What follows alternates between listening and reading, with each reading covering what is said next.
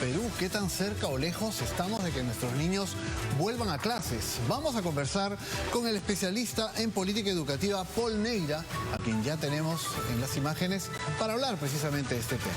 Muy buenos días, señor Neira. Ustedes están promoviendo un retorno a clases responsable y queríamos saber que nos explicara, ¿no?, cómo ustedes conciben que deberíamos regresar o los chicos deberían regresar a las aulas.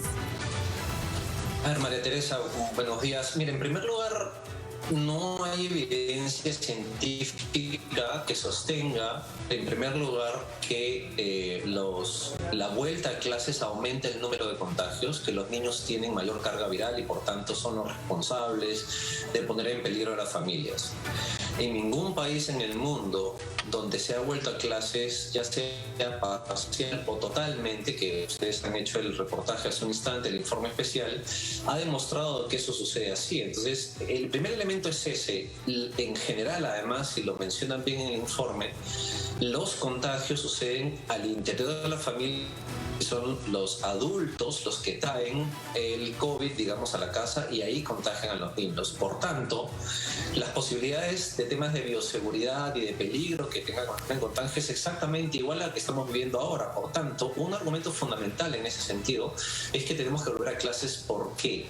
Porque los efectos de no volver a clases en los niños es la pérdida de los aprendizajes, el desarrollo de depresión, miedo, temor, digamos, que se ha ido desarrollando a partir del confinamiento, problemas físicos en los niños, niñas y adolescentes, en el desarrollo socioemocional y en el desarrollo social que ellos tienen que estar bien, se está viendo seriamente lesionado. Por tanto, nosotros proponemos que se haga un proceso de apertura mucho más rápido a lo que está sucediendo actualmente en el país, que solo está focalizado en áreas rurales, y que se comience a avanzar hacia el ámbito urbano y se permite efectivamente que con las condiciones dadas, con las condiciones adecuadas y siguiendo los elementos que ya lo han hecho otros países en el mundo, no estamos hablando de Finlandia ni de Alemania, estamos hablando de Argentina, Colombia, Chile, Ecuador, Bolivia, poder volver a clases y darle la oportunidad del aprendizaje. Recordemos además de que el aprendizaje es el derecho a la educación es un derecho humano, está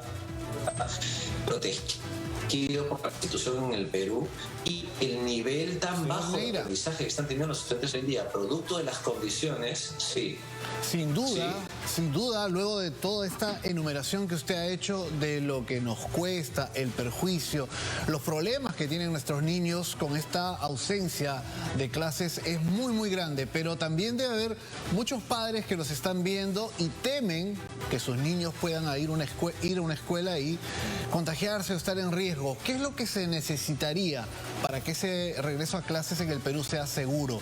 ¿Qué es lo que tenemos a mano? ¿Qué podríamos hacer? ¿Qué debemos exigirle al ministro? Pedro, a ver,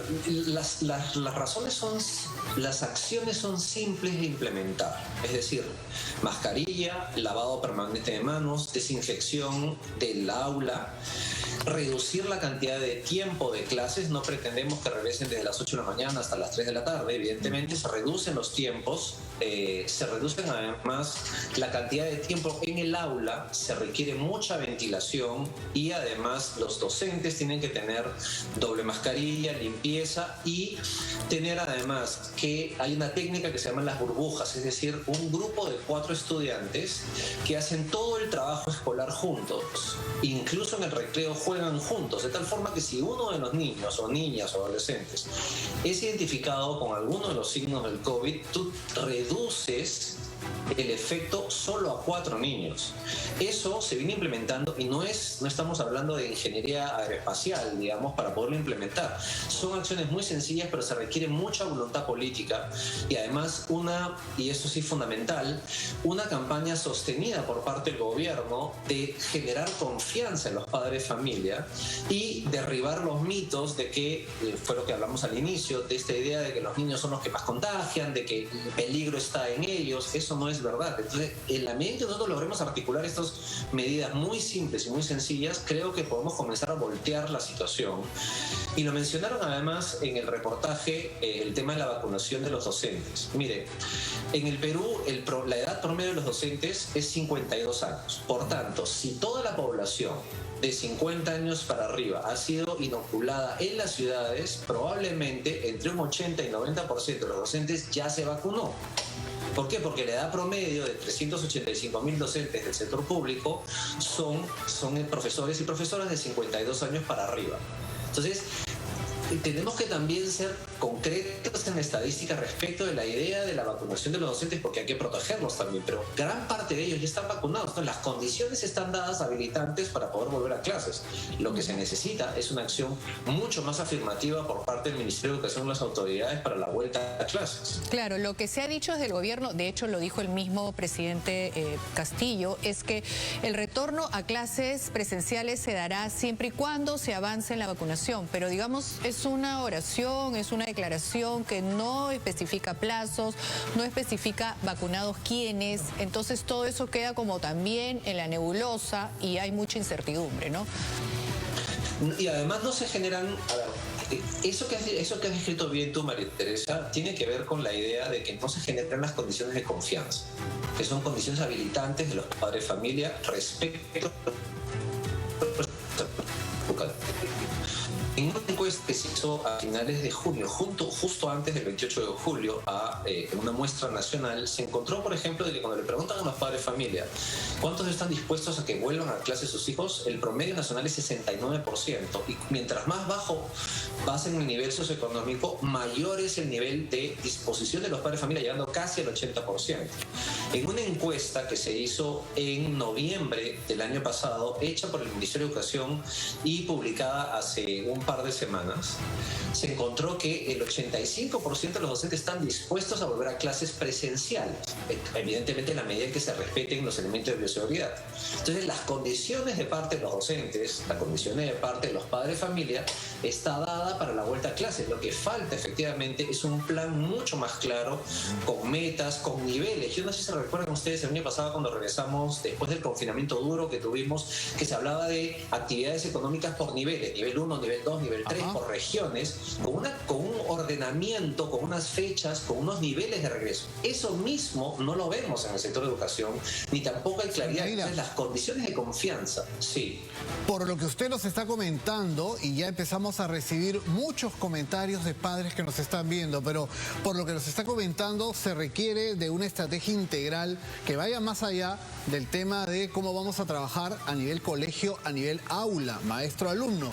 Y se lo comento por qué, porque por ejemplo nos preguntan qué va a pasar o cómo sería en el transporte de los niños de casa al colegio, porque la gran mayoría utilizaba el transporte público y ahí también se puede generar un riesgo. Entonces requerimos la participación de varias instancias, más allá solo del Ministerio de Educación.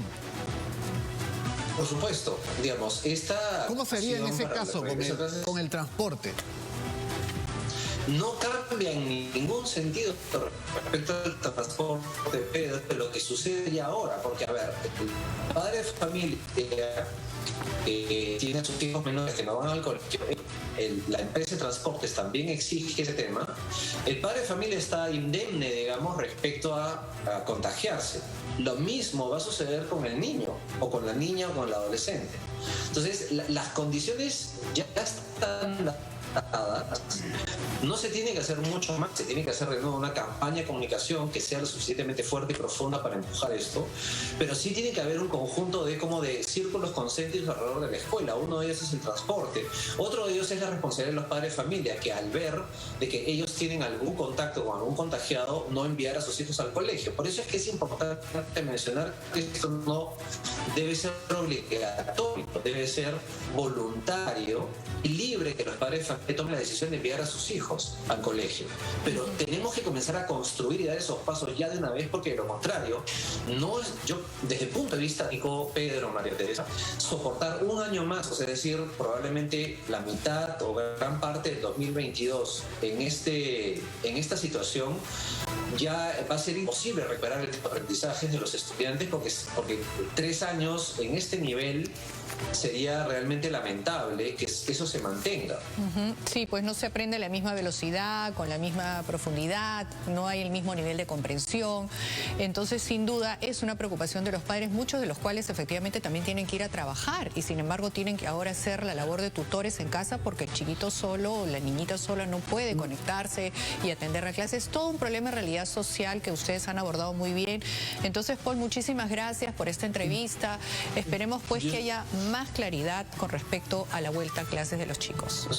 Solo mencionar un par de temas. El 21 de agosto tenemos la gran marcha, además, que estamos organizando, que inicia en el Parque La Felicidad, al frente del Pentágono, del Pentagonito, a las 10 de la mañana, porque queremos mostrar, digamos, que es posible que haya un grupo importante de padres de familia que estamos involucrados en la educación de nuestros hijos y que además estamos requiriendo esta claridad, esta generación de confianza y todas las acciones de parte del gobierno, de las autoridades, para efectivamente que nuestros hijos vuelvan a clases lo más pronto posible. Muy bien, muchísimas gracias, Paul Neira, experto en temas educativos. Vamos a estar pendientes, sobre todo, exigiendo una respuesta por parte de la autoridad acorde con lo que tantos padres también nos exigen a nosotros. Muchísimas gracias.